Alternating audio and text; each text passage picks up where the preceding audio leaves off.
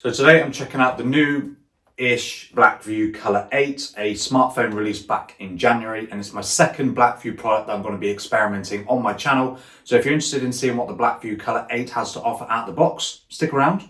Let's get into it. Okay, so here is the new Blackview Color 8. As I said, released back in January. And I've got the 8 gigs of RAM model with 128 gigs of storage. It's got a whacking 6000 mAh battery, rear 50 megapixel camera, front 8 megapixel camera, and it's got a 6.75 inch HD Plus display. Pretty standard white box.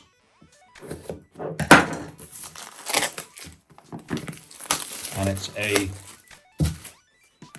thick box, so I'm going to assume that it comes with the charger in the box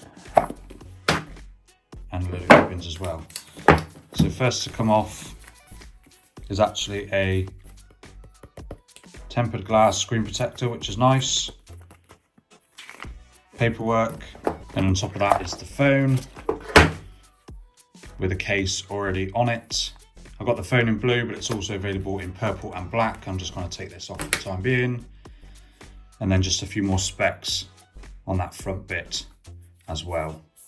And it's sort of a matte plastic feel, pretty standard for this sort of price point.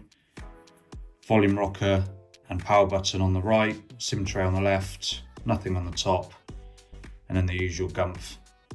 3.5mm headphone jack, microphone, USB-C charging port, and speaker grill on the bottom.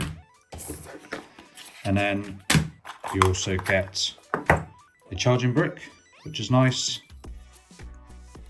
and your USB-C cable. So here is the Blackview Color 8. Like I said, it's the second Blackview product that I'm looking at on my channel after using the Blackview Shark 8.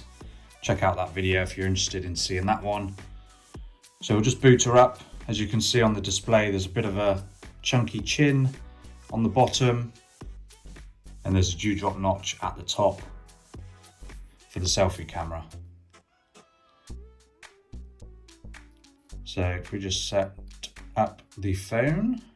So after putting my Wi-Fi information in, it then obviously prompts you to copy any apps and data from your previous phone. But of course, if this is your first phone, you're not going to be able to do that. So for this video, I'm just going to click Don't Copy.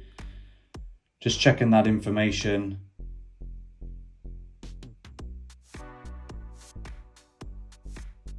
Hopefully it won't take too long. And then it prompts you then to sign in with your Google account.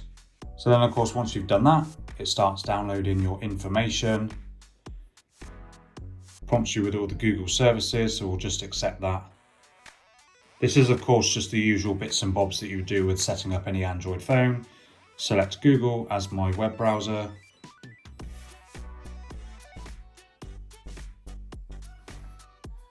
Set a PIN. You can set up the fingerprint, which I think I will do now so we can just see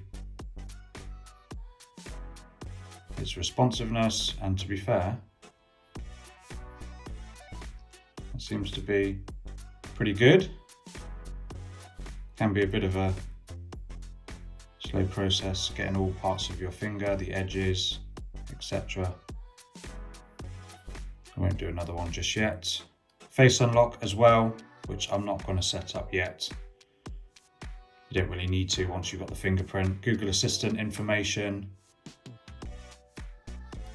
etc, etc. Just agree with all that. And then you can do a few other settings in the meantime. So text information, you can make it smaller, display size smaller. So we'll just do that just for the purposes of showing you on this video. And then I'll just click next, leave it for that for the time being. I probably will make that text bigger because it is a little bit small. And then you can switch between using the gesture navigations or the 3-button navigation. I will do the buttons because then it will take me through a gesture tutorial, which I don't need to do. And there is the Blackview Color 8. Huge 6.7 inch display. It is just a 720p display as opposed to a 1080p found on a lot of other phones at this same sort of price bracket. But overall, it's pretty nice. Side bezels are relatively slim, top is a bit thicker, and then of course you've got that chin at the bottom. And there's not a huge amount of bloatware by the looks of it on the Color 8. You've got a kids mode, one click, wallpaper.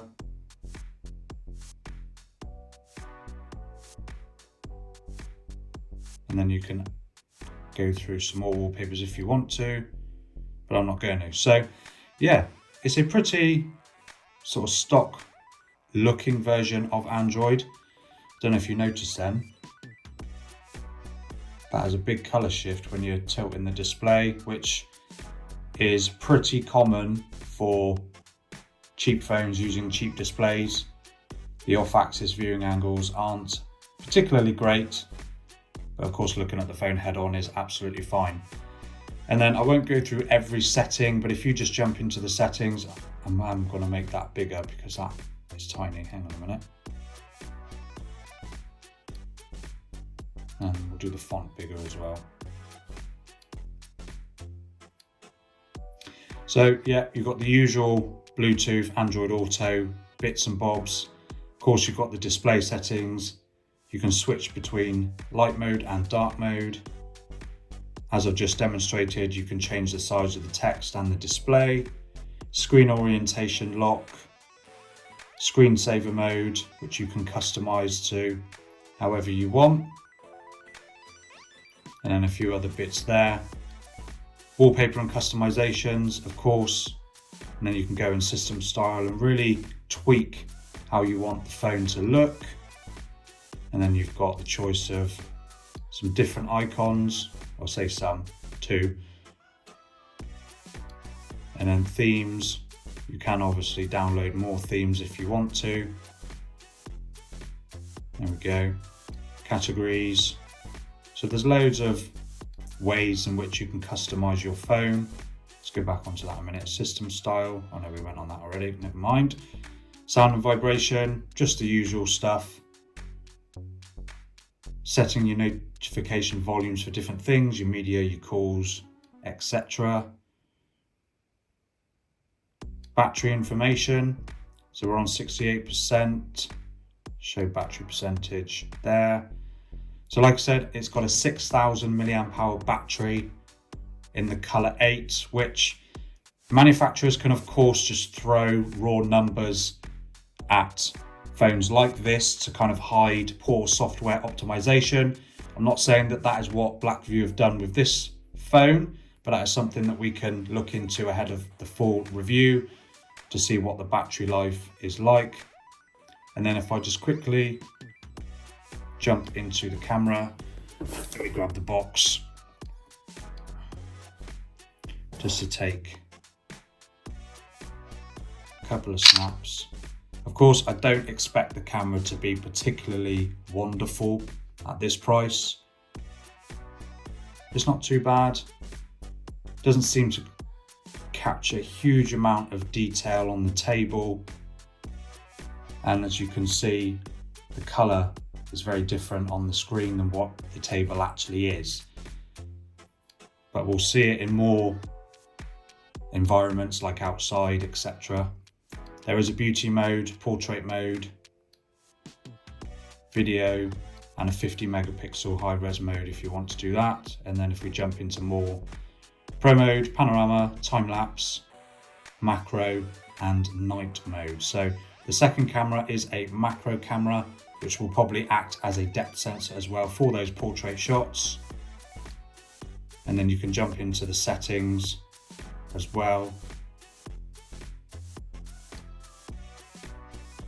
So yeah, there's a few bits and bobs that you can change. Date and time, model name, custom watermark. And then you can set a timer if you want.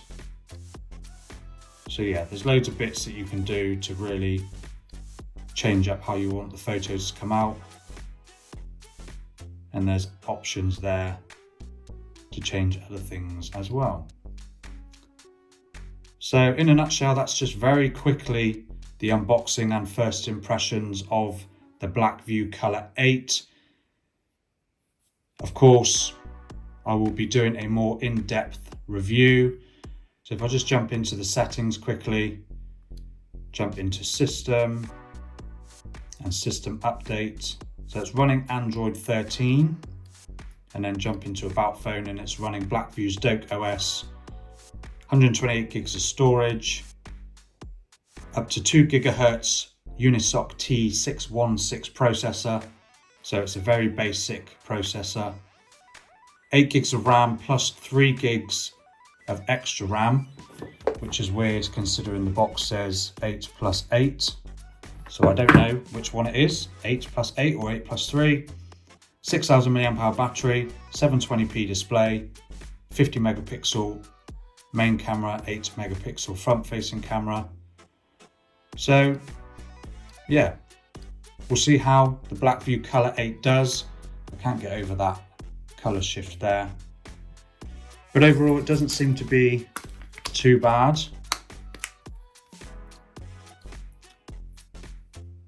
So yeah, stick around for my full review and I'll see you there.